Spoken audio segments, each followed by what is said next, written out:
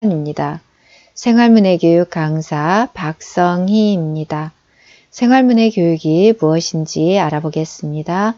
생활문화교육이란 우리가 살아가면서 글을 읽고 쓰는 것뿐만 아니라 일상생활 속에서 느끼는 불편함을 해소해 나가는 꼭 필요한 교육입니다. 이 시간은 돌봄편 중에서 돌봄 서비스에 대한 내용으로 몸이 불편하신 어르신들에게 도움이 되는 유익한 정보입니다. 이 자료는 국가에서 시행하고 있는 복지사업 희망사다리입니다. 노인 맞춤 돌봄 서비스.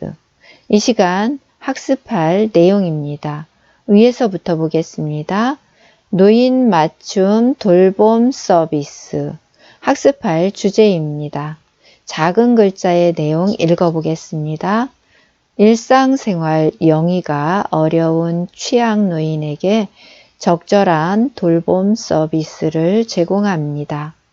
누가 지원할 수 있는지 지원 대상입니다. 65세 이상 기초생활수급자, 차상위 계층 또는 기초연금 수급자 중 독거, 조손 가구 등 돌봄이 필요한 노인, 대상자 선정 도구를 통해 우선순위에 따라 선정, 독거와 조손에 대해 알아보겠습니다. 독거란 홀로 지냄을 독거라고 합니다. 독거를 한자로 풀어보면 홀로 독자로 혼자라는 뜻과 살 거자로 살다라는 뜻이 만나 혼자 사는 것을 독거라고 합니다. 조손은 조부모와 손주를 조손이라고 합니다. 조손을 한자로 풀어보면 할아버지 조자로 할아버지와 할머니라는 뜻과 손자 손자로 손자라는 뜻이 만나 할아버지 할머니인 조부모와 손주를 조손이라고 합니다. 대상자 선정 도구는 신체, 정신, 사회참여 영역의 취약 요인을 조사하여 대상자 선정 여부, 서비스 제공 시간의 범위 등을 산정. 대상자를 뽑을 때는 신체나 정신, 사회참여 부분 중에서 가장 취약한 부분을 조사해서 대상자를 선정해서 혜택 받을 수 있는 시간이나 서비스 등을 계산하여 정한다는 내용입니다.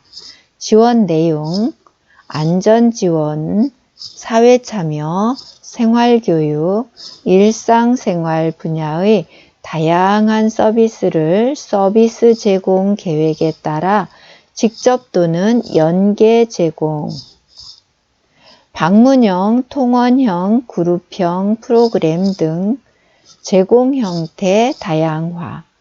방문형은 가정방문에서 여러 도움을 주는 방법과 통원형은 가정이 아닌 다른 곳에서도 다양한 서비스를 제공한다는 것입니다. 각 대상자의 돌봄 욕구, 필요 정도에 따라 제공 시간, 서비스 내용 등 지원 수준이 다름. 지원 내용이 자세하게 표로 설명되어 있습니다. 이렇게 다양한 돌봄 서비스를 받을 수 있다는 것입니다.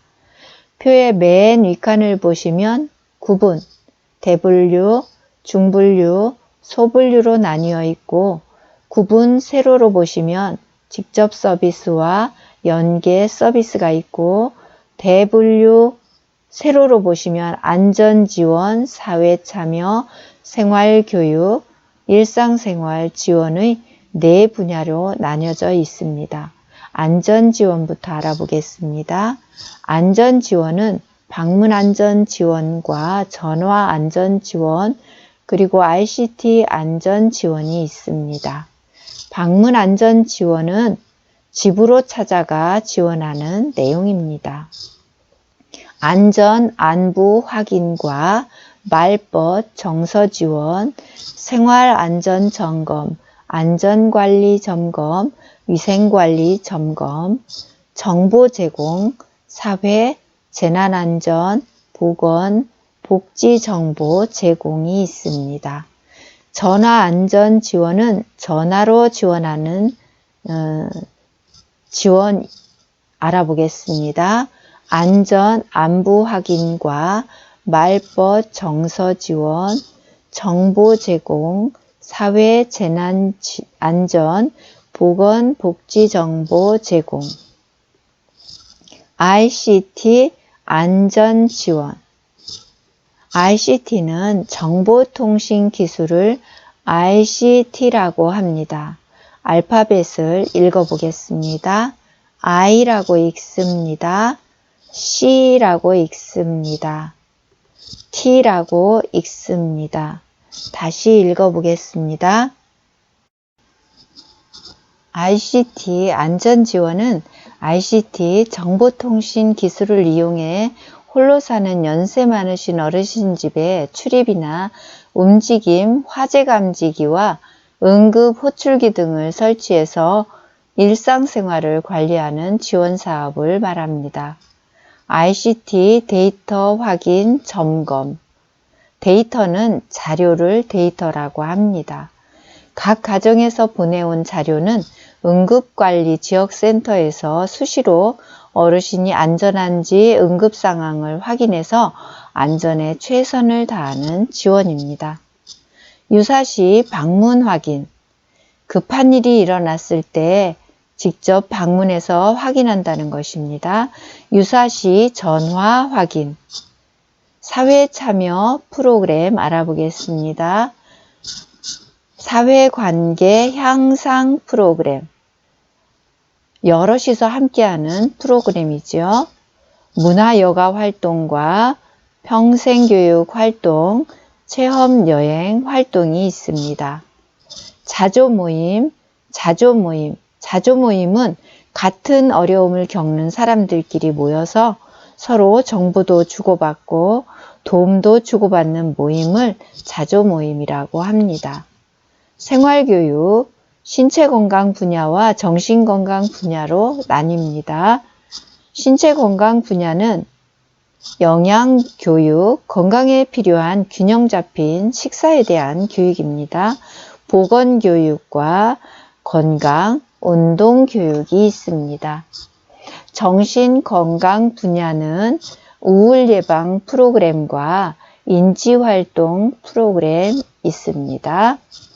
일상생활 지원, 이동활동 지원과 가사 지원으로 나뉘어집니다.